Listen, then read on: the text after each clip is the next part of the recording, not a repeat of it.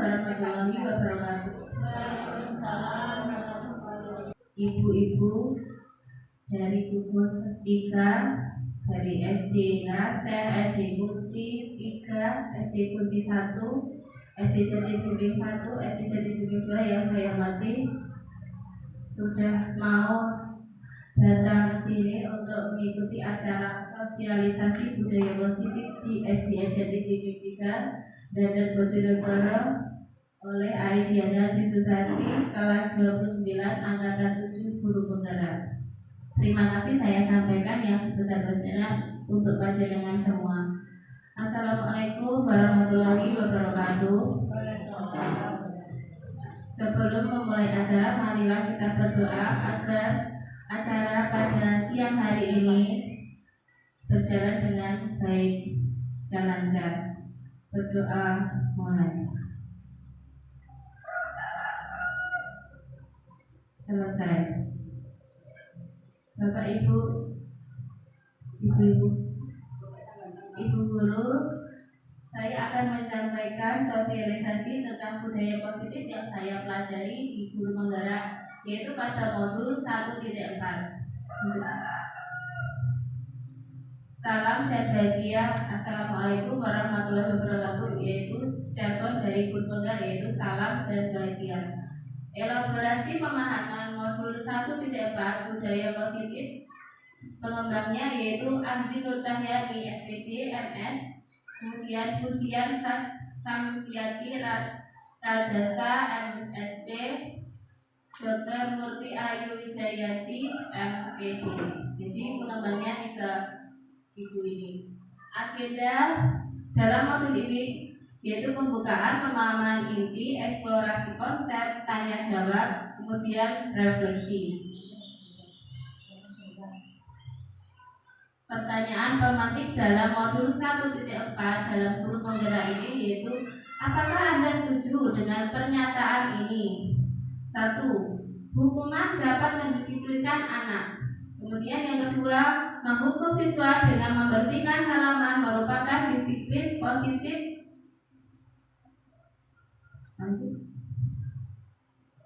Topik yang dipelajari ada 6, yaitu 2.1 tentang disiplin positif dan nilai-nilai kebajikan universal.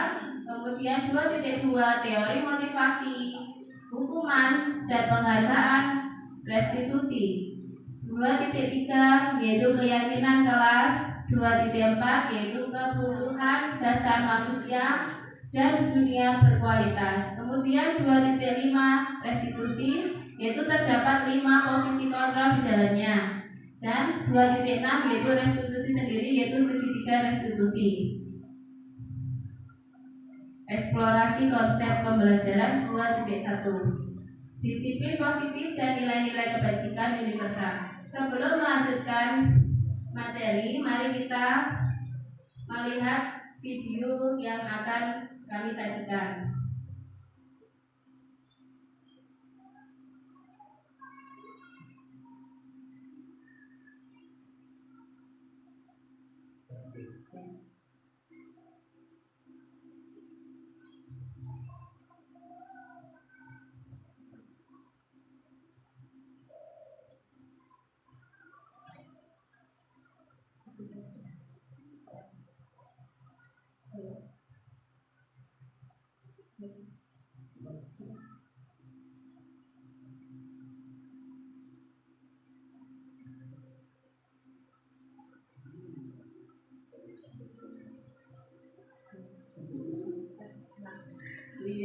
Sinyalnya belum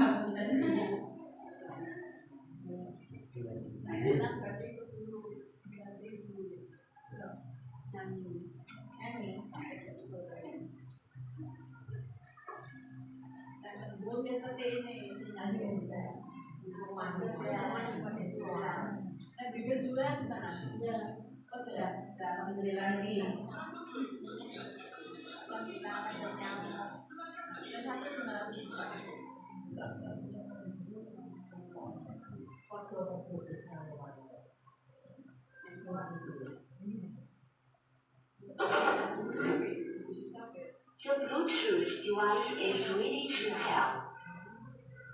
The Bluetooth device is connected successfully. The Bluetooth device is ready to pair. Ini ada sebuah video. Coba panjenengan amati nggih nanti videonya. The Bluetooth device is connected successfully.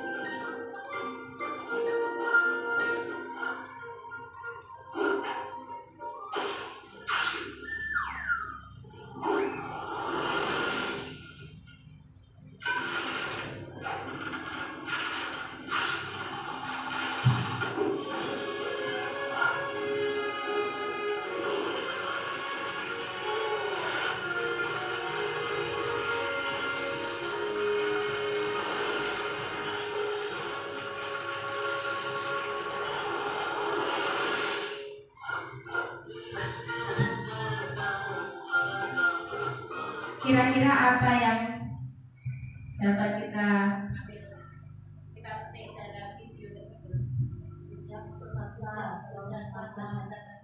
Terus kemudian, apakah bila dilakukan sendirian bisa tercapai? Tidak. Jadi kita harus bersama-sama dalam melaksanakan budaya positif yang ada di sekolah. Jadi kita harus mendapat dukungan dari semua pihak, khususnya dari ibu kepala sekolah dan teman-teman sejawat kita yang ada di sekolah untuk melaksanakan kegiatan disiplin positif yang ada di sekolah. Karena bila kita melaksanakan sendiri dengan penuh semangat, walaupun punya ibarat kata punya mimpi, tadi kan Nabil melihat mimpinya, mimpi ingin menaiki puncak gunung es, tapi dia berusaha mati-matian berapa kali jatuh, tetap berusaha, walaupun sudah sampai puncak tetap saja tidak bisa, karena tidak ada kerjasama antara semua pihak. Ya, intinya seperti itu. Kita satu sekolah itu harus bekerjasama antara guru satu dan yang lain serta kepala sekolahnya juga. Kalau nggak ada kerjasama, tidak akan tercapai sebuah disiplin yang budaya positif di sekolah tersebut. Lanjut, Pak. Dalam perubahan paradigma kegiatan kepala tangan, saya mau minta tolong dua guru. Kira-kira Bu Hartini kalian khusus mau ke depan? Bu Hartini mengepalkan tangannya, kemudian khusus.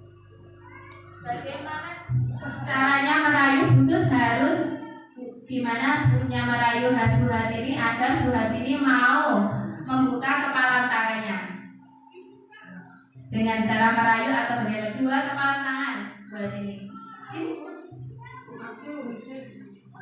Khusus merayu Bu Hartini agar Bu Hartini mau membuka kepala tangan. Coba dengan kata-kata. Nanti sekali ya, coba aku. Bu Hartini harus punya komitmen mau membuka atau tidak. Harus sampai dengan Saya ingin seperti kerjaan ibu. Gimana caranya? Iya.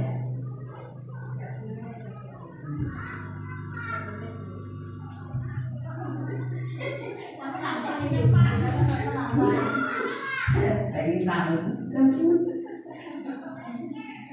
sama punya bisa ini. Sama, dan saya bisa.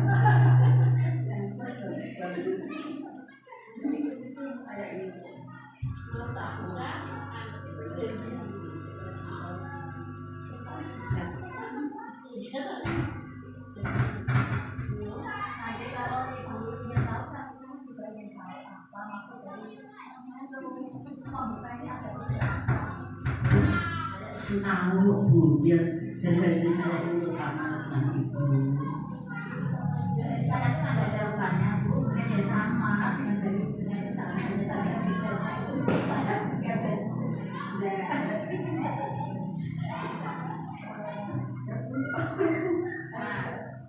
Harus sekuat tenaga nggak bisa membuka. Yang penting harus merayu sampai mau membuka.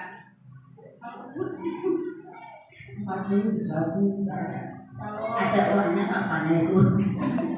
Kalau kemauannya ibu seperti itu, memang saya juga mempunyai rasa sosial pada teman, jadi saya ikhlas, saya rela untuk membuka tangan saya. Sudah tahu enggak Pak Gunung Kapur juga sudah.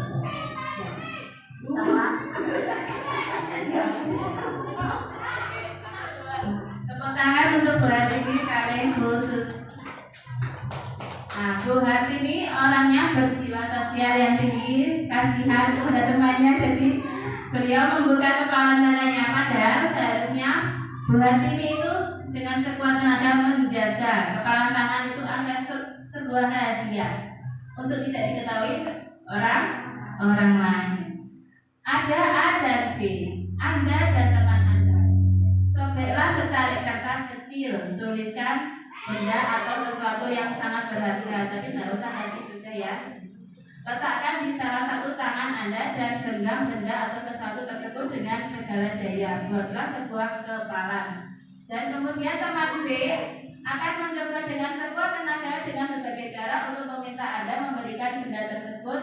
B bisa membujuk, mengancam, menghadik, merayu, menyuap, apa saja agar membuka kepala tangan. Tadi nggak ada mengancam, cuma membujuk, merayu, dan apa tadi Bu? Iya. Kemudian dengan rasa sosial berarti mau membuka kepala tangannya. Perubahan paradigma dari kontrol, ilusi kontrol. Ada 4 di sini. Ilusi guru mengontrol murid, ilusi bahwa kritik dan membuat orang merasa bersalah dapat menguatkan karakter. Seperti Bu Hartini tadi mau membuka kepala tangannya karena merasa kasihan pada khusus. Ilusi bahwa semua penguat positif efektif dan bermanfaat. Ilusi bahwa orang dewasa memiliki hak untuk memaksa. Perubahan paradigma stimulus respon teori kontrol. Siapa sesungguhnya yang memiliki kontrol tadi dalam kepala tangan tadi? Yang memiliki kontrol siapa? Bu Hartini. Stimulus respon, kita mencoba mengubah orang agar berpandangan sama dengan kita. Kita berusaha memahami pandangan orang lain tentang dunia. Perilaku buruk dilihat sebagai suatu kesalahan. Dari kontrolnya, semua perilaku memiliki tujuan. Seperti panjenengan sedaya tadi di sini kan ada tujuannya ya, menghadiri sosialisasi budaya positif. Orang lain bisa mengontrol saya, hanya Anda yang bisa mengontrol diri sendiri, diri Anda sendiri. Saya bisa mengontrol orang lain, seperti Anda memberi tugas pada murid atau gimana ya, mengontrol orang lain. Anda tidak bisa mengontrol orang lain. Saya pemaksaan Anda pada suatu saat rujukan gagal. Nah, tadi seumpama Bu Hati ini tidak mau membuka, mungkin Bu terus akan memaksa dengan sebuah ancaman mungkin akan tetap dibuka kepalanya. Kolaborasi dan konsensus menciptakan pilihan-pilihan baru. Model berpikir menang atau kalah, model berpikir menang-menang. Ada yang ingin menang, ada yang kalau kalah nggak apa-apa, kalau menang ya nggak apa-apa. Ada yang itu ngalah untuk menang ya ada. Disiplin positif selanjutnya yaitu teori kontrol, teori pilihan, yaitu dari Dr. William Glasser. Anda tidak bisa mengontrol orang lain, hanya Anda yang bisa mengontrol diri Anda. Makna disiplin belajar kontrol diri dengan menggali potensi kita agar tercapai tujuan mulia, yaitu suatu menjadi seseorang yang kita inginkan berdasarkan nilai-nilai yang kita hargai. Semua perilaku memiliki tujuan. Teori motivasi untuk menghindari hukuman, untuk mendapatkan imbalan, untuk menghargai diri sendiri. Nilai-nilai kebajikan universal yaitu keyakinan kelas. Nah, seperti ini Bapak Ibu, saya sudah membuat keyakinan kelas dalam kelas saya. Kemudian model berpikir menang-menang, kolaborasi dan konsensus menciptakan pilihan-pilihan baru, yaitu ada 5 posisi kontrol. 1. Penghukum. 2. Pembuat rasa bersalah. 3. Teman. 4. Pemantau. 5. Manajer. Segitiga restitusi. 1. Menstabilkan identitas. 2. Validasi. Kebutuhan. 3. Menanyakan keyakinan. Kemudian realitas kebutuhan kita berbeda. Kita berusaha memahami pandangan orang lain tentang dunia. Setiap orang memiliki gambaran berbeda. Dalam 5 kebutuhan dasar manusia yaitu bertahan hidup, penguasaan, kasih sayang dan rasa diterima, kesenangan, kebebasan. Seperti saya, kalian menjenengan juga memiliki kehidupan masing-masing di rumah, di keluarga. Jenengan kan sudah punya cucu, saya baru punya anak, itu disangkan itu ya. Lanjut. Apakah makna disiplin? Berasal dari bahasa Latin disciplina, yaitu artinya belajar. Makna asal dari kata ini berkonotasi dengan disiplin diri dari murid-murid Socrates dan Plato. Ini Plato ya, bukan Pluto. Kalau Pluto itu planet yang sudah tidak ada. Disiplin diri membuat orang menggali potensinya menuju sebuah tujuan. Apa yang dia hargai. Jadi kita hidup itu harus saling menghargai. Namun dalam budaya kita makna kata disiplin telah berubah menjadi sesuatu yang dilakukan seseorang pada orang lain untuk mendapatkan kepatuhan. Kecenderungan umum adalah menghubungkan kata disiplin dengan ketidaknyamanan, bukan dengan apa yang kita hargai atau mencapai suatu tujuan mulia. Jadi tadi khusus sama buat ini contohnya, buat ini menghargai khusus dengan susah payah, khusus meraih buat ini. Jadi dia menghargai khusus dari payahnya, makanya buat ini mau membuka kepala tangannya. Nilai-nilai kebajikan universal. Dalam nilai-nilai kebajikan memiliki arti adalah sifat positif manusia yang merupakan tujuan mulia yang ingin dicapai. Setiap individu nilai-nilai tersebut bersifat universal dan lintas bahasa, suku, bangsa, agama maupun latar belakang. Setiap perilaku atau perbuatan memiliki suatu tujuan. Dr. William Glasser pada teori kontrol 1987 84. Dengan mengaitkan nilai-nilai kebajikan yang diyakini seseorang, maka motivasi intrinsiknya akan terbangun sehingga menggerakkan motivasi dari dalam untuk dapat mencapai tujuan mulia yang diinginkan. Diane Gosen 1998. Kemudian nilai-nilai kebajikan yang ingin dicapai oleh setiap anak di Indonesia kita kenal dengan profil pelajar Pancasila. Ada 6, yaitu beriman bertakwa pada Tuhan Yang Maha Esa dan berakhlak mulia, mandiri, bernalar kritis, berkebinekaan global, bergotong royong, kemudian kreatif. Ada lagunya. Masih ingat? Ayo coba. Pelajar Pancasila beriman dan bertakwa pada Tuhan Yang Esa dan berakhlak mulia, berkebinekaan global, gotong royong, mandiri, kreatif dan bernalar kritis. Sekali lagi yuk. Pelajar Pancasila beriman dan bertakwa pada Tuhan Yang Esa dan berakhlak mulia, berkebinekaan global, gotong royong, mandiri, kreatif dan bernalar kritis. Terima kasih untuk kita semua. Kemudian eksplorasi konsep yang kedua yaitu teori motivasi, hukuman dan penghargaan, yaitu restitusi.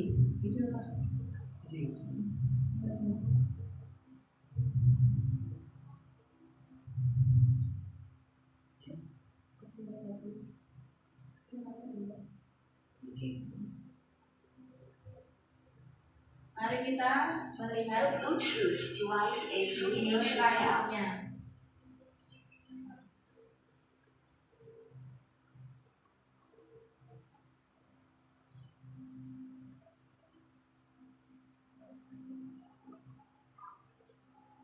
The Bluetooth device is connected successfully.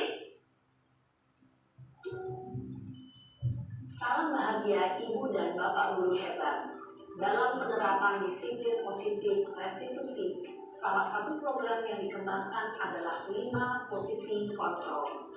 5 posisi kontrol dalam restitusi adalah proses perjalanan seorang pendidik agar dapat mengenali dirinya. Pada video kali ini, kita akan membahas tentang 5 posisi kontrol yang dikembangkan oleh Diane Gosen dan contoh penerapannya.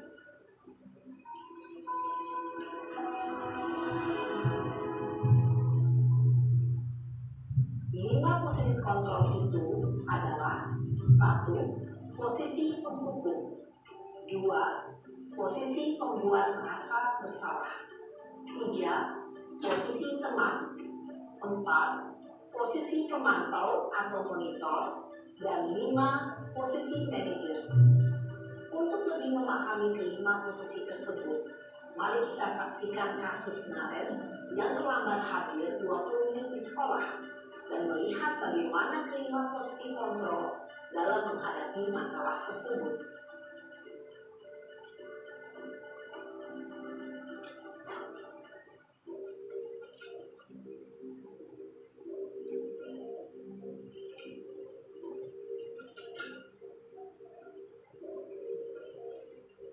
Naren! Sini kamu! Selamat pagi, Bu. Selalu terlambat. Kamu deh, pasti terlambat. Maaf, Bu. Saya Apa?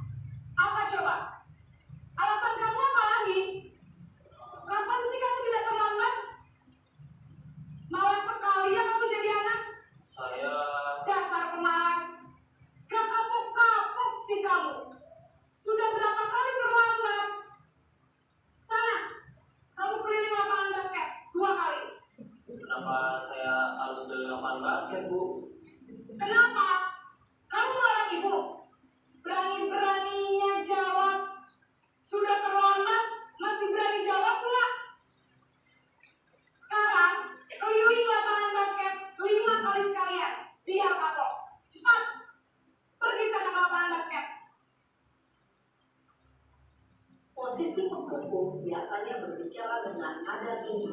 menghardik, menunjuk-nunjuk, menyakiti, dan menyindir.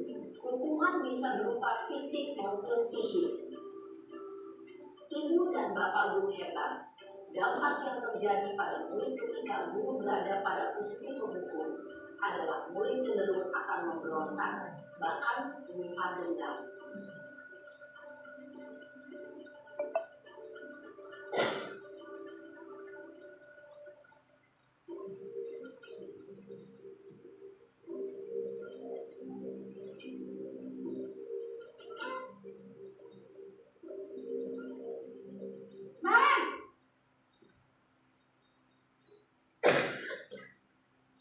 Selamat pagi, Bu.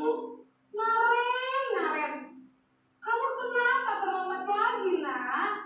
Ya Tuhan, Naren, kamu senang ya bikin ibu susah ya? Kalau kamu terlambat lagi, nanti ibu yang ditegur bapak kepala sekolah, nak. Disangka ibu tidak bisa membina kamu. Duh, gimana ini? Maaf, Bu. Duh, Gusti Naren, kamu suka ya kalau ibu ditegur bapak kepala sekolah? Terus, sekarang ibu harus tulis apa yang di buku absen? Ini kamu sudah sering terlambat loh. Ibu harus apa coba? Maaf, Bu. Maaf sekali. Ya sudah, lain kali jangan bikin ibu susah lagi ya nak ya. Ibu tidak akan kuat lagi kalau kamu begini terus. Bisa jantungan kalau ibu ditegur bapak kepala sekolah. Sana cepat ke kelas. Maaf ya, Bu. Maaf sekali. Posisi pembuat rasa bersalah berbicara dengan nada tenang, cenderung lembut. Namun kata-kata yang diutarakan membuat murid merasa menjadi orang yang gagal, memandang buruk dirinya sendiri, merasa tidak berharga, dan tidak sanggup membahagiakan orang lain. Ketika guru mengambil posisi pembuat rasa bersalah, murid akan menganggap dirinya yang bersalah dan ia akan menyimpan emosi negatif tersebut di dalam dirinya.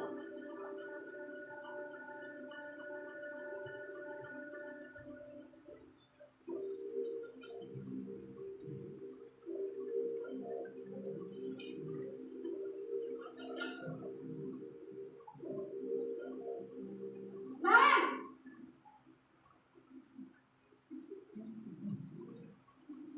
Selamat pagi, Bu. wah sudah jam berapa ini nak? Terlambat lagi ya sayang. Iya, Bu. Habis ibu saya belum membangunkan saya, Bu. Kamu malah menyalahkan ibu kamu. Kamu bukannya anak yang larinya paling kencang. Kok terlambat sih?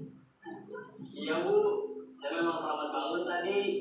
Jadi, biarpun saya lari kencang, tetap gak terkejar, Bu. Ya sudah sana. Nanti lain kali larinya lebih kencang lagi ya. Biar gak terlambat lagi. Bikin senang ibu. Demi ibu. Bisa kan? Bisa lah, Bu. Ya sudah sana masuk kelas. Ibu beresin urusan absen kamu. Kamu ini ada-ada saja. Dalam posisi teman, guru berbicara dengan nada suara ramah, akrab, cenderung bersenda gurau untuk menjaga suasana tetap santai.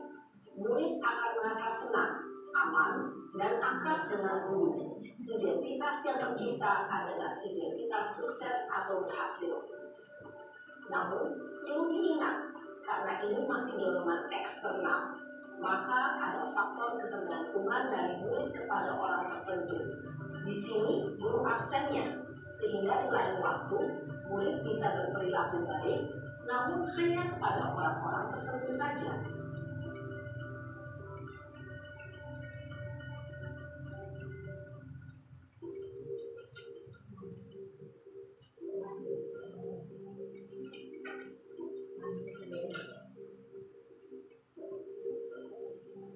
Naren,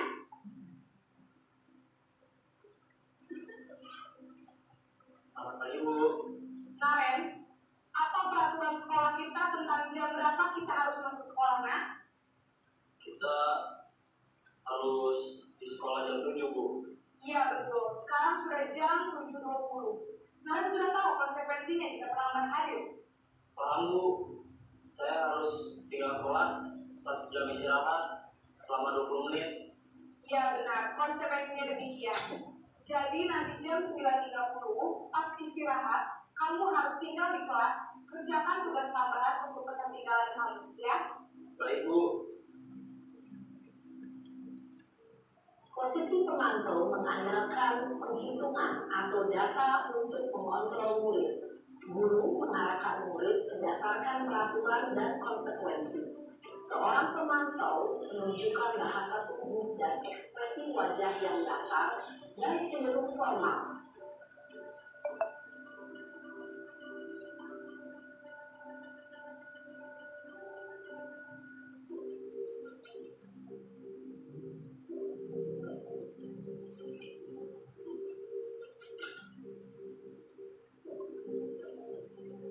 Naren!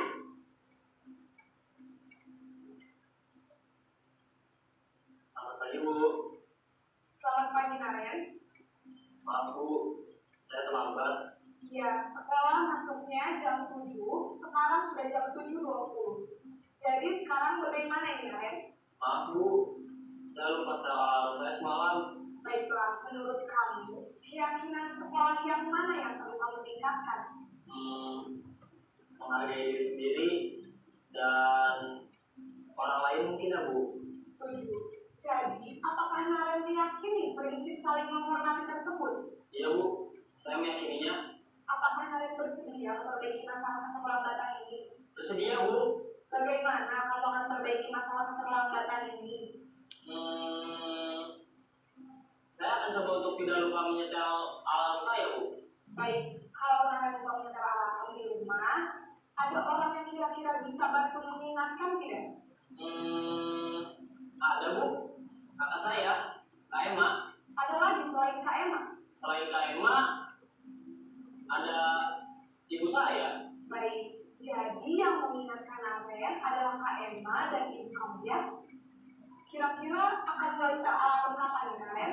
Setelah pulang sekolah, akan segera saya lakukan. Baik, jadi Naren akan setel alarm untuk bangun besok pagi dan akan diingatkan oleh kakak dan ibu Naren ya. Ada lagi yang mungkin perlu dilakukan Naren agar tidak terlambat bangun lagi? Tidak ada Bu. Baik Naren, terima kasih untuk kerjasama kamu. Sekarang kamu perlu kembali ke kelas untuk belajar. Baik Bu, terima kasih. Posisi manajer adalah posisi kontrol yang disarankan untuk membimbing murid memiliki sikap disiplin yang positif, yaitu murid yang mandiri, bertanggung jawab, dan dapat memecahkan masalah. Tujuan dari posisi ini adalah agar murid dapat berefleksi atas tindakannya. Guru akan terus memberikan pertanyaan-pertanyaan bermakna, sehingga membuat murid dapat belajar dari kesalahannya dan mencari sebuah solusi untuk menyelesaikannya. Ibu dan bapak guru hebat, setelah mengamati adegan kelima posisi kontrol tadi, kira-kira posisi mana yang paling ideal? Posisi mana yang dapat menunjang motivasi intrinsik murid?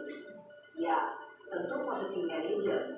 Posisi ini memang posisi ideal yang ingin dituju setiap pendidik. Pada posisi inilah, guru dapat menerapkan disiplin positif yang berpihak pada murid, yang memerdekakan murid.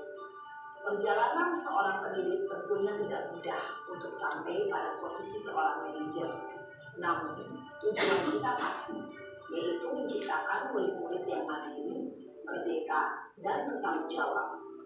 Semoga penggambaran 5 posisi kontrol yang telah diperlihatkan ini dapat menjadi ajang refleksi bagi kita semua, agar dapat terus mengasah dan menerapkan disiplin positif yang memerdekakan murid.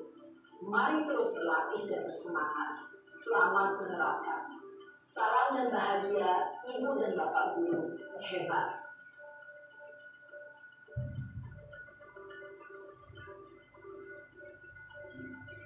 Dari video tadi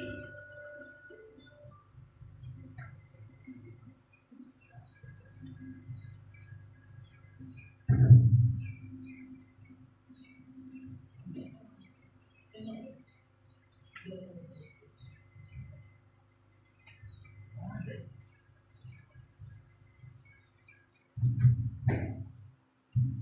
video tersebut kita bisa tahu kita mau menjadi guru yang nomor 1, 2, atau 3, 4, 5. Tapi yang terbaik adalah di posisi manajer, nomor yang kelima. Jadi anak itu jangan langsung dimarahi, tapi ditanya kenapa, alasannya apa. Mungkin dia membantu orang tuanya atau bagaimana. Tapi kita baru kali ini saya belajar ini baru tahu, oh seperti ini menghadapi murid. Tidak harus dengan marah-marah. Tapi kadang guru itu langsung spontan, ya spontan. Tapi itu tidak boleh, tidak baik. Karena anak itu memiliki beribu-ribu sel dalam otaknya. Nanti kalau kita langsung memarahi anak itu mematikan sel yang ada di otak tersebut. Lanjut. Teori motivasi perilaku manusia. 1. Untuk menghindari ketidaknyamanan atau hukuman, apa yang akan terjadi apabila saya tidak melakukannya? Ini sebuah motivasi eksternal. Yang kedua, untuk mendapatkan imbalan dari orang lain atau institusi, apa yang akan saya dapatkan apabila saya melakukannya?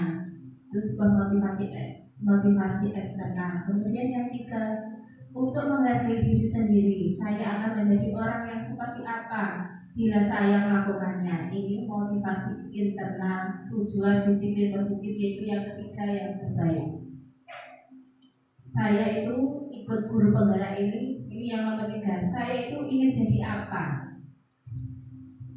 Jadi lihat dari background saya itu masa kecilnya kan kurang bahagia, mungkin yang satu desa dengan saya, tapi saya ingin maju.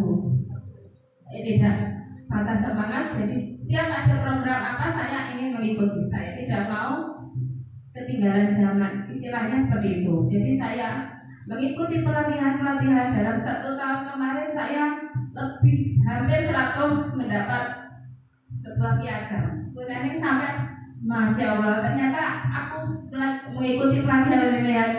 Nah ini tidak tahu kalau saya sering mengikuti pelatihan online daripada di rumah nggak ngapa-ngapain, cuma pegang HP, ngapain mungkin ada diklat, seminar online, saya mengikuti dan akhirnya mendapat sertifikat. Sertifikatnya juga resmi, berbarcode dan ada daftar akhir. Cuman saya kan masih GTT, jadi belum begitu dipakai. Cuma masih mendapat ilmu dan menambah banyak wawasan, dan yang terpenting kita ingin maju, ya. Tidak ada kata terlambat bila kita belajar. Lanjut, Pak. Merdeka, menurut Ki Hajar Dewantara, ini bapak pendidikan kita, yaitu Ki Hajar Dewantara. Merdeka itu artinya tidak hanya terlepas dari perintah, akan tetapi juga cakap buat memerintah diri sendiri. Ki Hajar Dewantara, Pemikiran Konsepsi Keteladanan Kitab Merdeka, Petakan kelima, tahun 2013, halaman 469. Ki Hajar Dewantara itu bapak kita, ada sebayanya Tuturi Handayani, ya. Ing Arsa Sengtulodo, ing Madya Mangut Karsa Tuturi Handayani, di depan memberi contoh, di tengah menjadi semangat, dan di belakang memberi dorongan. Itu yang dilakukan Penaring dalam menggembleng saya dari awal mengikuti pendaftaran. Beliau memberikan suatu surat rekomendasi. Kalau nggak ada surat rekomendasi itu juga saya tidak akan lulus. Itu salah satu bentuk dukungan Penaring kepada saya. Kemudian kemarin waktu lokakarya orientasi beliau juga hadir sampai selesai, hujan berpulang. Luar biasa, benar. Terima kasih, Bu. Lanjut. Apa itu restitusi? Nah, seperti panjenengan sudah lihat video tadi, ada 5 posisi kontrol. Restitusi adalah proses menciptakan kondisi bagi murid untuk memperbaiki kesalahan mereka, sehingga mereka bisa kembali pada kelompok mereka dengan karakter yang lebih kuat. Restitusi juga merupakan proses kolaboratif yang mengajarkan murid untuk mencari solusi untuk masalah mereka dan membantu murid berpikir tentang orang seperti apa yang mereka ingin menjadi tujuan yang mulia dan bagaimana mereka harus memperlakukan orang lain. Tadi videonya kita ingin menjadi guru yang nomor berapa Ibu? Kelima. Semoga habis dari sini panjenengan tidak marah-marah sama muridnya di sekolah ya. Bismillah ya. Ditanyakan dulu apa penyebabnya, jangan langsung dimarahi, kasihan anak.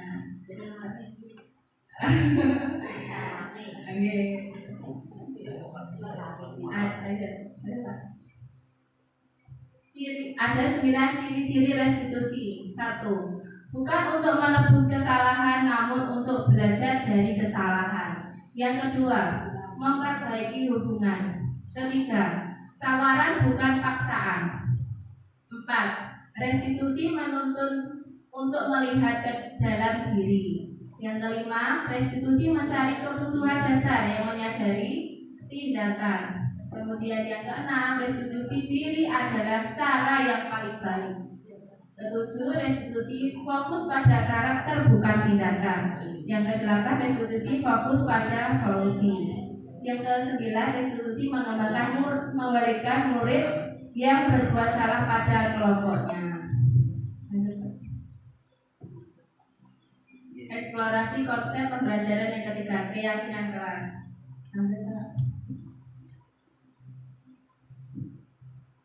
Mengapa tidak peraturan saja? Mengapa harus keyakinan kelas Bapak Ibu? Kenapa tidak peraturan? Karena kalau peraturan hanya satu pihak. Kalau kesepakatan atau keyakinan kelas kan antara anak dan guru. Seperti ini keyakinan kelas. Kami meyakini bahwa pentingnya kemandirian perlu untuk menyelesaikan permasalahan. Jadi bila ada apa-apa, anak itu harus bicara, tidak boleh diam saja. Karena guru tidak tahu apa yang dirasakan anak, atau mungkin takut anaknya tidak mau ngomong. Tapi seharusnya anak itu kalau ada apa-apa harus cerita dengan gurunya, menganggap kalau gurunya di sekolah itu adalah orang tua, karena di sekolah itu yang paling dekat dengan anak itu gurunya sendiri, bukan orang lain. Mengapa kita memiliki peraturan harus menggunakan helm bila mengendarai kendaraan roda 2? Agar aman, selamat, bila jatuh tidak terbentur, langsung terbentur, jadi ada pelindung kepala. Mengapa kita memiliki peraturan 3M menggunakan masker, mencuci tangan, dan menjaga jarak 1,5 meter? Karena masa pandemi harus menjaga diri. Alhamdulillah. Kemudian ya, mengapa kita memiliki peraturan harus datang tepat waktu pada saat mengikuti pelatihan? Kenapa harus datang tepat waktu? Kalau Zoom meet 10 menit atau 15 menit harus hadir. Kenapa? Nanti kalau terlambat itu bisa masuk. Iya, karena terbatas. Roomnya terbatas. Nah, untuk mendukung motivasi intrinsik kembali ke nilai-nilai keyakinan lebih menggerakkan seseorang dibanding mengikuti serangkaian peraturan-peraturan. Di lingkaran budaya positif ini yang paling mendasar yaitu peraturan kelas, dimulai dari dalam kelas. Panjenengan kalian murid panjenengan di dalam kelas kemudian membuat yang namanya keyakinan kelas. Gak zamannya sekarang peraturan tapi keyakinan. Kemudian lingkungan positif dan menjadi budaya positif. Setiap hari panjenengan semua mungkin di sekolahnya sudah ada senam pagi, menghafal asmaul husna, ya, itu termasuk budaya positif, namanya budaya positif. Kemudian ada Jumat bersih, terus Jumat kliwon atau apa, tergantung sekolahnya masing-masing. Nah, ini contoh kesepakatan kelas. Kami guru dan murid yang saling menyayangi. Kami murid yang semangat belajar. Kami murid yang peduli dengan teman-teman. Kesempatan kelas yaitu datang tepat waktu, mengucapkan salam, menjaga kebersihan sekolah, berdoa sebelum dan sesudah kegiatan, aktif dalam pembelajaran dan tertib. Bila ini anak menuliskannya sendiri, kan anak sudah berkomitmen. Bukan kita yang bicara ini peraturannya tidak, tapi anak menulis sendiri di kertas seperti ini, kemudian ditempel. Jadi anak, aku sudah menulis apa yang menjadi kesepakatan aku dan guruku. Jadi saya harus menyepakati, harus apa itu namanya? Harus komitmen dengan kesepakatan. Jadi tidak boleh dilanggar karena sudah sepakat dari kedua belah pihak. Kegiatan pendalaman keyakinan kelas tabel T dan I. Hormat, kami meyakini bahwa sangat penting untuk menghormati semua orang dan barang milik orang lain. Bekerja, kami meyakini bahwa sangat penting untuk mengerjakan segala pekerjaan atau mengikuti kegiatan yang telah ditugaskan, diterima dan dimiliki. Kami meyakini bahwa sangat penting untuk merasa diterima pada suatu kelompok dan saling peduli satu dengan yang lain. Jadi ada rasa hormat, bekerja, diterima dan dimiliki. Ketiga ini harus dimiliki anak, karena anak itu akan merasa dihargai bila tiga ini ada. Kegiatan pendalaman keyakinan kelas tabel T dan Y. Hormat, terdengar, terlihat, berperilaku. Kalau terdengar, satu orang berbicara, yuk saya bantu, kita bisa selesaikan ini bersama-sama. Terima, tolong ya, permisi, boleh saya pinjam, nanti akan segera saya kembalikan. Ini terdengar. Kalau terlihat, berempati terhadap perasaan orang lain, memegang barang milik orang lain hanya dengan izinnya. Tidak boleh memegang tanpa izin orang yang memiliki barang tersebut. Mendengarkan dengan seksama dan senantiasa berbuat baik dan berbagi. Berperilaku, tersenyum ramah, memberikan salam hormat, berjabat tangan, meletakkan tangan di dada saling, memberikan ruang bekerja postur tubuh yang tenang. Hormat tampak seperti datang terlambat, tidak tampak seperti sering hadir terlambat. Menyapa teman dengan guru setiap hari, tak acuh pada teman dan guru. Mengembalikan barang teman yang telah dipinjam dan mengucapkan terima kasih. Tidak mengembalikan barang yang telah dipinjam dan meletakkan sembarangan. Tidak baik ya. Kemudian bekerja tampak seperti tekun bekerja dan menyimak guru. Tidak tampak seperti tidak mendengarkan guru dan acuh tak acuh. Tampak seperti menyerahkan tugas tepat waktu, kemudian tidak tampak seperti tugas tidak diberikan. Jadi kalau tidak menyelesaikan tugas yang mungkin tidak dapat nilainya. Ada Pak?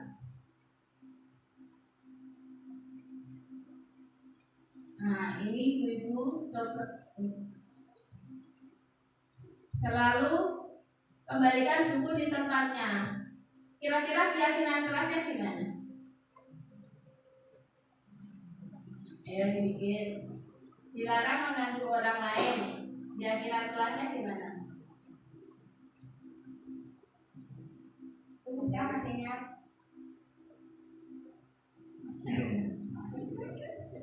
Dilarang menggunakan narkoba, mengganti atau menunggu giliran. Jangan berlari di kelas atau koridor. Kesehatan, keselamatan. Dilarang menggunakan narkoba termasuk kesehatan ya. Jangan berlari di kelas atau koridor termasuk keselamatan, menghormati orang lain, mengganti atau menunggu giliran, menghormati orang lain. Ya. Lanjut Pak. Ya ini jawaban yang benar.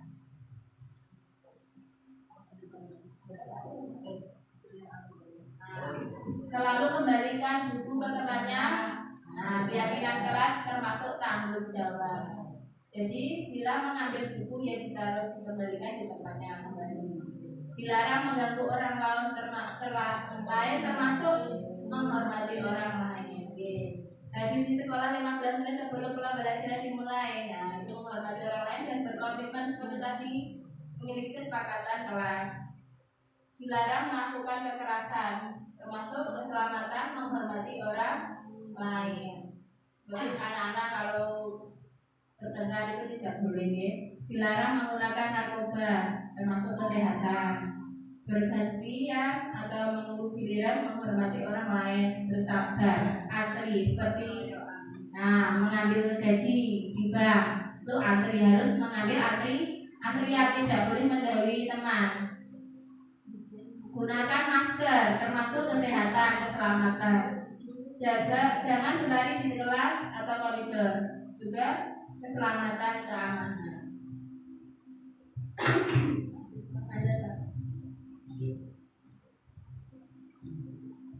Dihukum oleh penghargaan.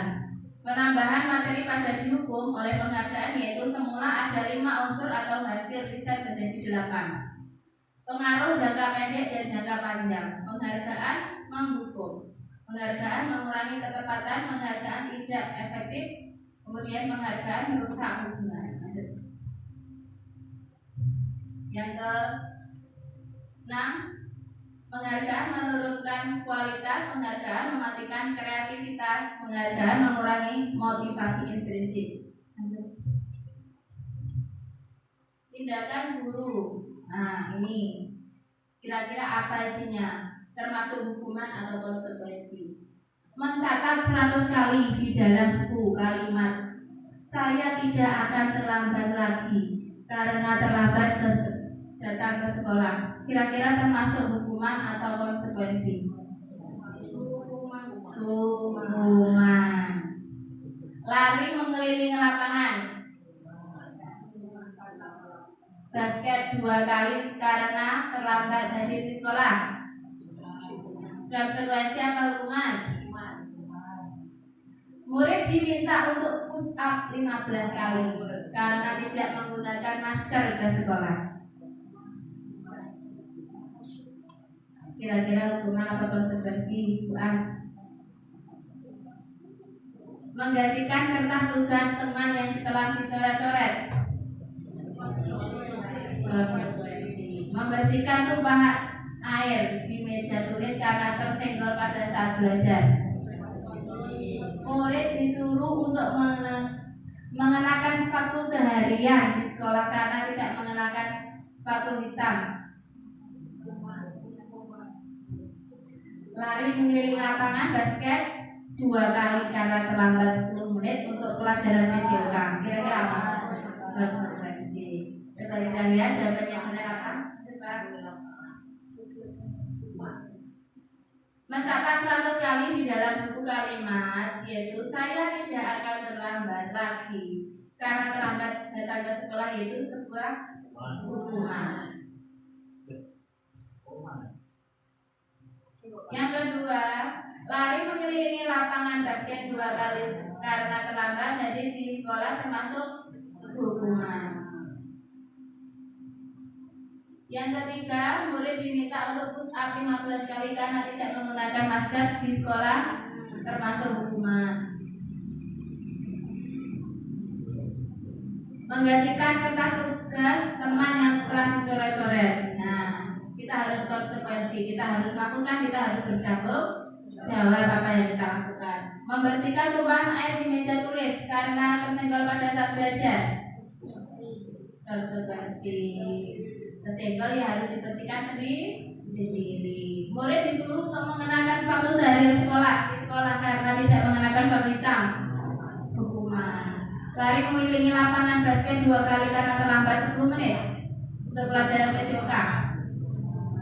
Kira-kira apa? Konsekuensi. Karena ini bukan seperti yang nomor 2, lari mengelilingi lapangan basket 2 kali karena terlambat hadir di sekolah. Nggak sama, karena pelajaran PJOK ada kesepakatan dalam pelajaran PJOK tersebut. Nah, sudah kesepakatan bersama guru dan muridnya, jadi itu sebuah konsekuensi yang harus dilakukan anak tersebut bila datang terlambat pelajaran PJK harus apa? Nah, bedakan antara nomor 2 dan nomor 7 ya, yang terakhir. Berbeda ya. Nah, dalam kelas dan sekolah, karena ini sudah pelajaran, jadi memiliki kesepakatan tersendiri dengan guru PJOK. Kalau anak sama guru PJOK-nya sudah menyepakati lari 2 kali karena terlambat 10 menit, ya harus konsekuensinya harus lari, tidak boleh diganggu gugat karena sudah konsekuensi kesepakatan bersama. Lanjut Pak. Hukuman suatu yang menyakitkan harus terjadi. Konsekuensi suatu yang harus terjadi. Membuat anak sakit fisik maupun hati untuk jangka waktu lama. Kalau fisik ya gak apa-apa Bu, tapi kalau hati ingat selamanya. Membuat anak merasa tidak nyaman dalam jangka waktu pendek. Anak membenci kedisiplinan, anak menghargai disiplin. Paksaan, stimulus tanggapan. Jadi dari diri anak tersebut. Mendorong anak menyakiti diri sendiri, yang konsekuensi mendorong anak agar mudah menyesuaikan diri. Konsekuensi diri yang buruk, konsep diri yang baik. Anak belajar untuk menyembunyikan kesalahan, kemudian anak belajar untuk mematuhi peraturan. Marah, rasa bersalah, dipermalukan, merasa tak dihargai. Kehilangan hak, dibuat tidak nyaman, diasingkan untuk sementara, time out. Nah, jadi kira-kira panjenengan sedaya niku ingin memberi hukuman atau melaksanakan kesepakatan pada anak-anak, jadi disepakati dan ada konsekuensi. Kira-kira pilih yang mana? Menghukum atau memberi konsekuensi? Yang baik itu B. Jadi selama saya belajar modul ini, saya itu merasa bersalah kadang karena sering memberi hukuman pada anak. Oke, lanjut.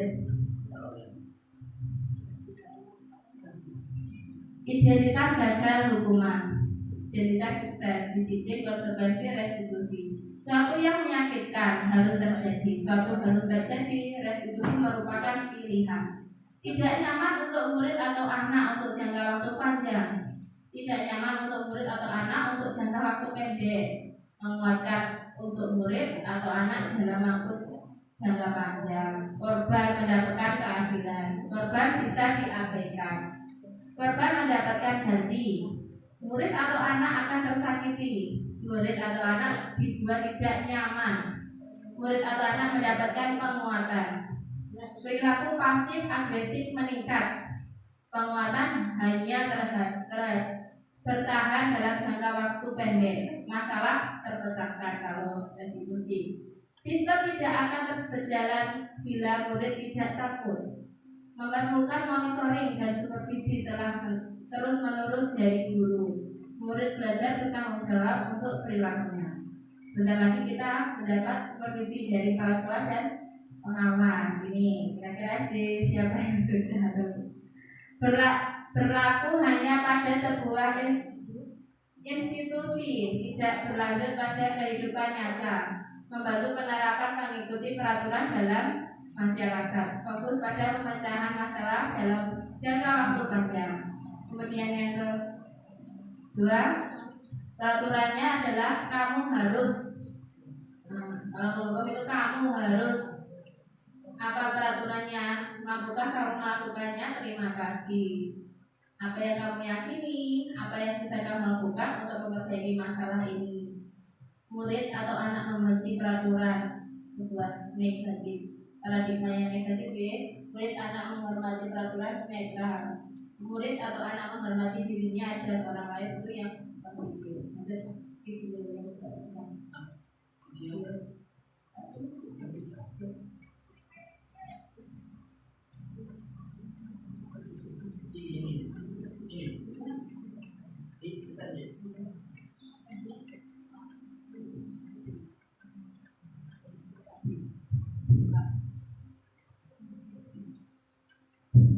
kita saksikan video yang terakhir deh.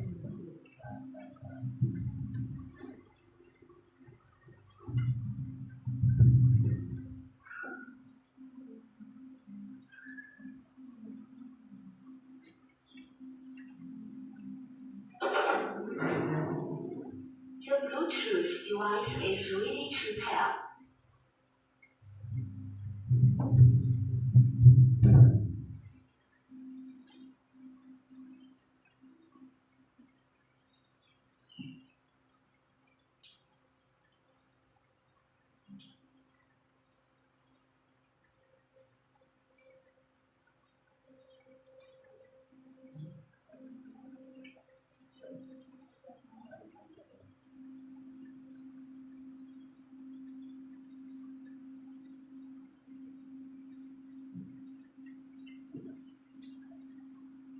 Monggo sekali disamping di sini.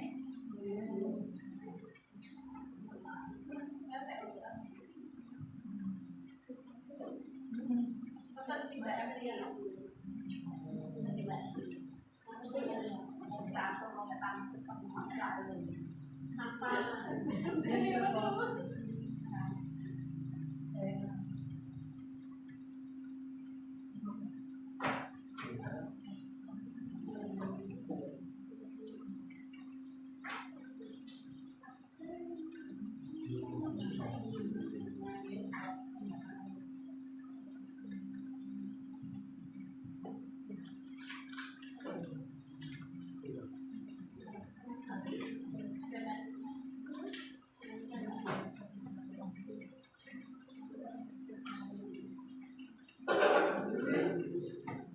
The Bluetooth device is really too pale.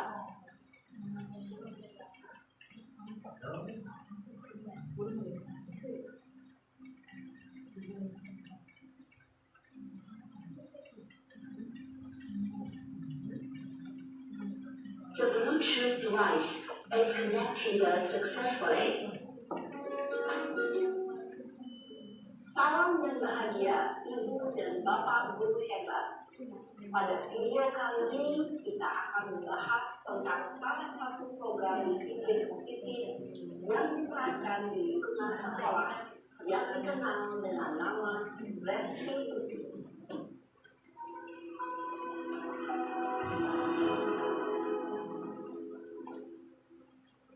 Restitusi dikembangkan oleh pakar pendidikan Diane Lawson, berlandaskan pada teori kontrol Dr. William Gleason. Segitiga restitusi adalah suatu proses dialog yang dijalankan oleh guru atau orang tua agar dapat menghasilkan murid yang mandiri dan bertanggung jawab. Pada saat guru di posisi manajer, aspek yang dikembangkan pada murid adalah motivasi prinsip, sehingga penanaman nilai-nilai kebajikan dapat tumbuh dan berkembang menjadi suatu kebiasaan positif yang akhirnya membentuk karakter guru. Proses dialog ini terdiri dari 3 langkah yang digambarkan pada ketiga sisi pada segitiga restitusi. Sisi pertama adalah menstabilkan identitas. Sisi yang kedua adalah validasi tindakan yang salah. Dan sisi yang ketiga adalah menanyakan keyakinan. Ibu dan Bapak Guru, berikut ini akan ditunjukkan bagaimana seorang guru berada dalam posisi manajer menggunakan penerapan segitiga restitusi.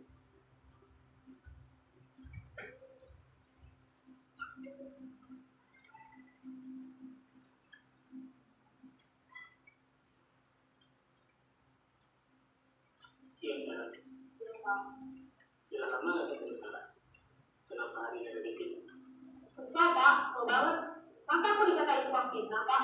Ya aku marah lah. Aku baru katain Eka di depan kelas. Kesel banget. Oh begitu. Ya pasti kamu marah dan kesal. Bapak juga akan marah apabila ada yang menuduh Bapak seperti itu. Kemudian pada saat itu kamu mau melakukan apa? Ya saya langsung ngatain Eka lah Pak. Kesel banget. Saya bentak-bentak dia depan teman-teman lain. Oh begitu. Pasti kamu melakukan seperti itu karena suatu alasan tertentu bukan? Iya lah, masa saya diam saja Pak? Ya saya bela diri lah. Masa saya dituduh tukang fitnah? Ya wajar lah. Mempertahankan harga diri itu sesuatu yang penting buat kamu. Untung kamu tidak bertindak seperti kata-katanya. Hanya membentak-bentak. Iya Pak. Untung saya masih bersabar dan hanya memecat saja. Udah gemes padahal. Saya pasti bela diri lah. Ya, pasti ya. Tapi kamu memilih untuk tetap bertahan dan bersabar. Kamu memilih untuk tidak berbuat lebih parah lagi. Iya. Nah, sekarang coba kita lihat lagi. Tindakan kamu yang bentak-bentak Eka di kelas. Tindakan kamu itu kira-kira sesuai dengan keyakinan kelas atau prinsip kamu tidak? Enggak lah Pak. Capek Pak jadi pemarah. Jadi keyakinan atau prinsip mana yang kurang sesuai dengan keinginan kamu? Ya, saya sebenarnya sangat menghargai orang lain. Mungkin saat itu saya menjadi emosi, jadi tidak menunjukkan sikap itu. Kamu meyakini tidak? Menghargai orang lain itu penting buat kamu. Yakin lah Pak. Iya, setuju. Kita harus saling menghargai. Namun, ada juga keyakinan yang kita sepakati yang perlu kita jalankan apabila kita sedang marah, bukan? Ya, saya bisa lebih proaktif, mulai dengan diri sendiri. Saya bisa jadi lebih sabar, mengambil waktu juga untuk berpikir mau apa selanjutnya. Kira-kira kamu bersedia memperbaiki masalah ini tidak? Sedia Pak. Kalau kamu memperbaiki masalah ini, kamu akan menjadi orang seperti apa? Saya akan menjadi orang yang bertanggung jawab kali ya Pak. Dan senantiasa proaktif. Iya, menurut kamu bagaimana rasanya menjadi orang seperti itu? Dan nyaman lah, bangga bisa bersabar dan bertahan diri. Baiklah kalau begitu. Yuk kita pikirkan bagaimana memperbaiki masalah ini.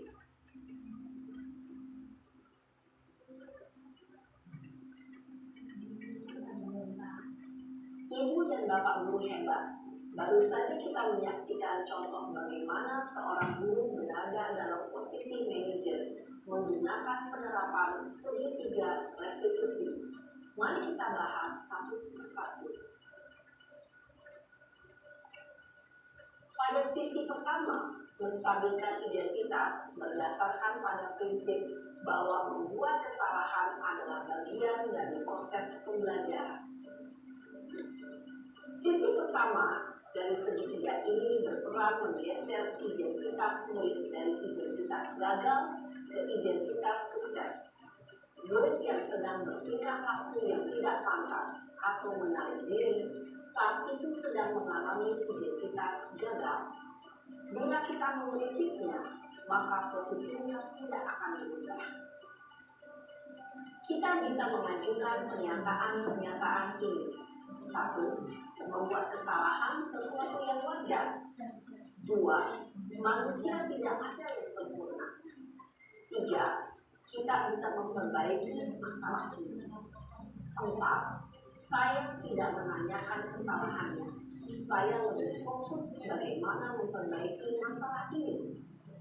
5. Apakah saat ini kamu pernah menjadi orang yang baik untuk dirimu sendiri? Pada sisi kedua, validasi tindakan yang salah berlandaskan pada prinsip bahwa setiap perilaku berupaya memenuhi suatu kebutuhan tertentu.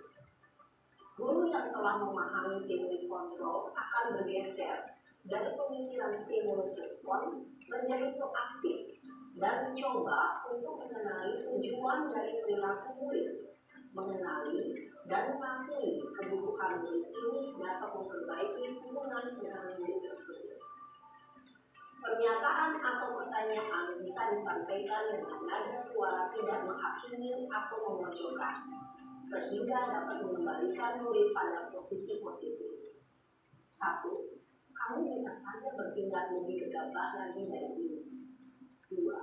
Kamu bukan melakukannya tanpa suatu alasan tertentu. 3. Kamu melakukannya karena mempertahankan sesuatu yang penting bagimu. 4. Mungkin kamu bisa mempelajari suatu perilaku baru yang lebih efektif. Bersediakah kamu mempelajarinya? Selanjutnya, kita akan simak sisi terakhir, yaitu menanyakan keyakinan. Teori kontrol menyatakan bahwa pada dasarnya kita termotivasi secara implisit.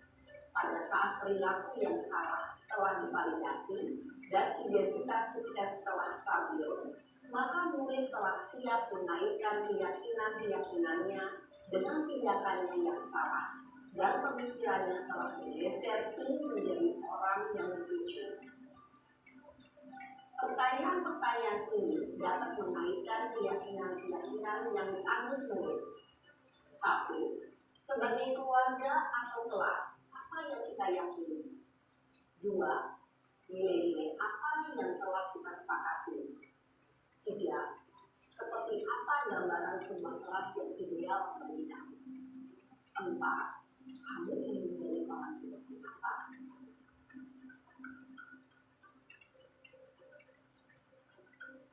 Dalam menerapkan segitiga restitusi, perlu memperhatikan beberapa hal, yaitu 1. Perilaku yang salah perlu dikaitkan dengan nilai-nilai atau keyakinan-keyakinan yang telah disepakati atau dituju. 2. Kesediaan orang yang melakukan kesalahan untuk memperbaiki masalah. 3. Pemecahan masalah sebisa mungkin relevan atau menginginkan hubungan dengan masalah yang ada. 4. Usaha perlu adanya suatu usaha perbaikan dari pihak yang berbuat kesalahan. 5. Waktu perlu didedikasikan waktu dan pihak yang berbuat kesalahan.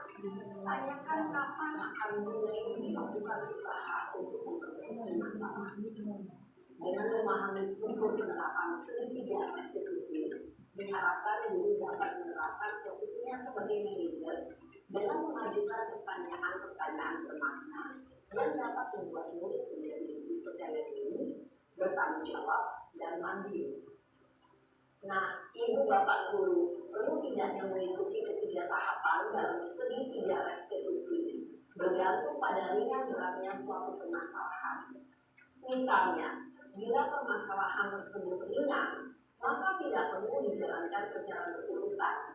Bahkan bisa semudah menanyakan apa keyakinan yang kita sepakati.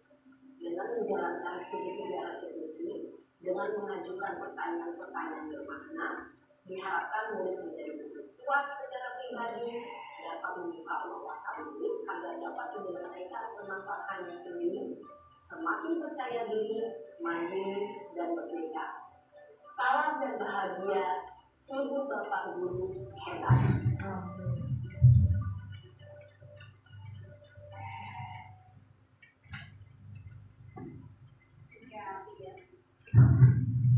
Terima kasih, itu video terakhir dan sebagai penutup acara siang hari ini. Terima kasih sudah tahu Bapak Ibu sekalian. Saya mengucapkan banyak terima kasih karena ini video ini digunakan sebagai tugas saya dalam modul 1.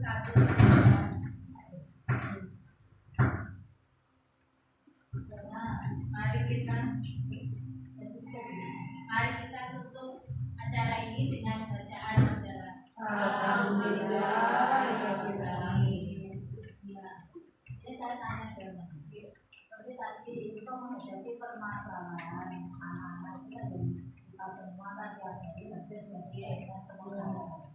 Yang kita buat itu keyakinan dulu apa kesepakatan cara mengatasi anak yang dari kan namanya anak kecil kan keyakinan dan kesepakatan. Ya, jadi itu yang kita buat dulu itu keyakinan dulu atau kesepakatan dulu kesepakatan dulu. Kalau sebenarnya bukan keyakinan kelas, kita buat dari keyakinan kelas itu ketika kita memberikan dengan cara diskusi kita bisa menanyakan keyakinan tersebut sehingga dari keyakinan tersebut anak-anak berpikir kalau saya melanggar keyakinan ini saya harus memperbaikinya seperti apa. Jadi selama keyakinan itu sudah terbentuk akhirnya kesepakatan itu nanti akan terbentuk dengan sendirinya. Jadi bukan kesepakatan dulu, jadi keyakinan anak. Jika keyakinan itu sudah diyakini, seperti kita meyakini agama kita, ya, kita yakin dengan agama ini, tentu kesepakatan kita dengan yang di atas akan terbentuk dengan sendirinya. Itu apa benar? Jadi tentunya dua ya harus dijalankan setelah dua benar, saya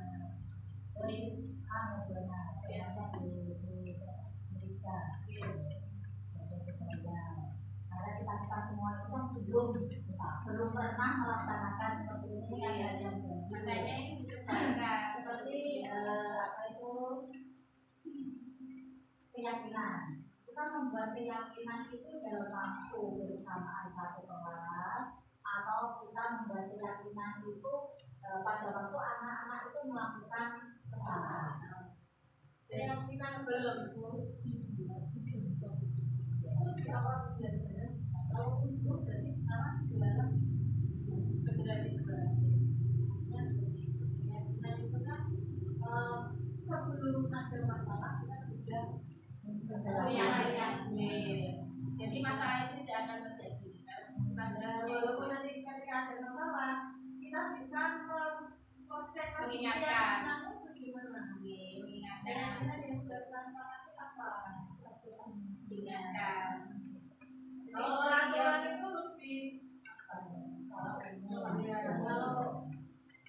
keyakinan kan abstrak dan positif.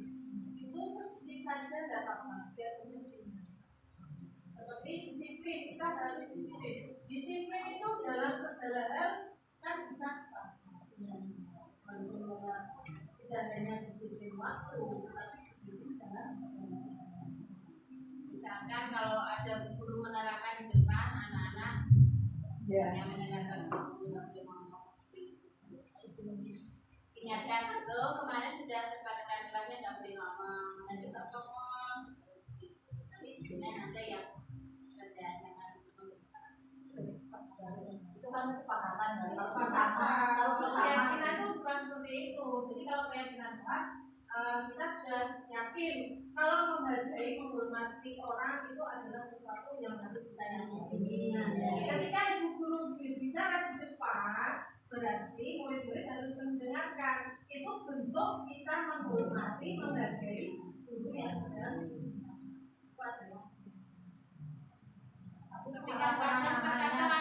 anak itu kan lupa bu, tiba-tiba ajar kan kita harus mengingatkan lagi. Kan mengingatkannya bukan kesepakatan. Ayo kesepakatan kita Keyakinan.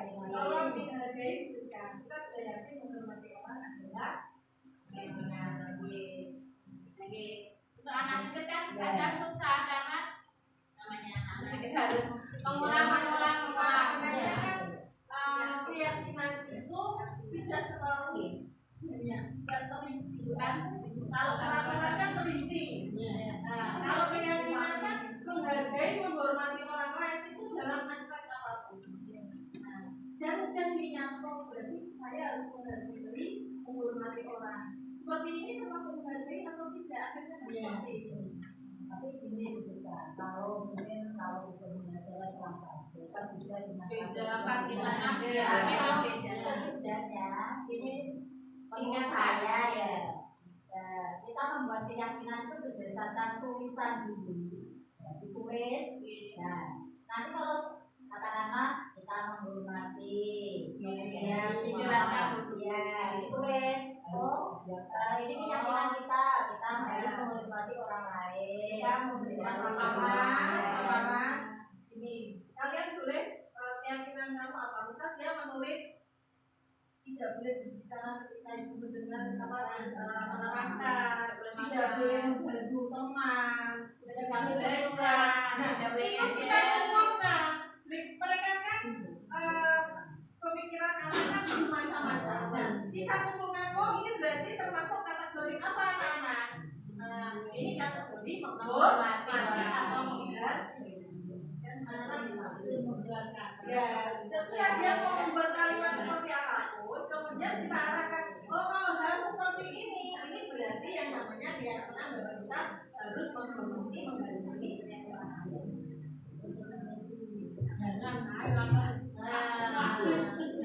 Kan kita anak-anak kan disiapkan kan ya, berbeda-beda. Disiapkan tegas. Seperti tadi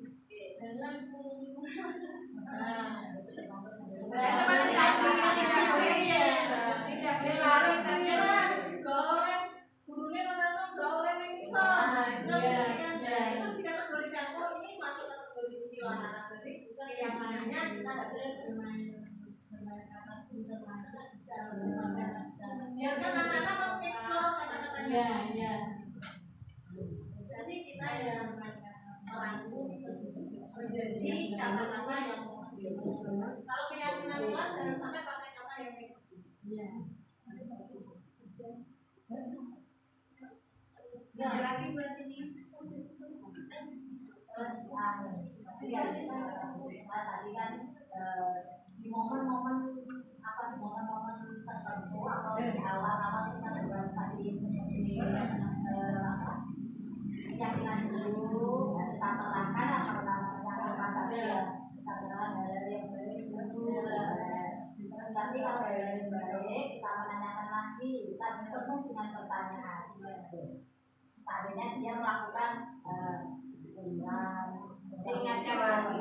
kita minta kembali keyakinan Sering mengingatkan dia apa yang boleh kamu lakukan, apa yang boleh dilakukan. Apakah ini kamu menghargai keyakinan kelas kita? Keyakinan kelas kita mana yang sedang kamu Ada.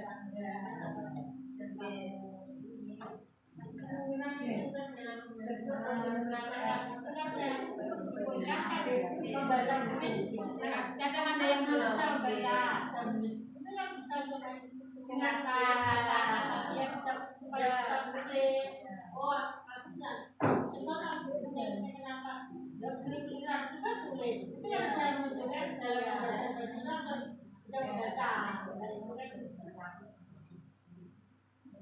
Jadi intinya kita jadi guru tidak boleh marah-marah, harus menjadi manajer. Tapi kadang spontan kita marah, anak melakukan kesalahan. Makanya kalau ada kegiatan seperti ini kan bagus untuk berkumpul, berkomunikasi, berkolaborasi antara jenengan dan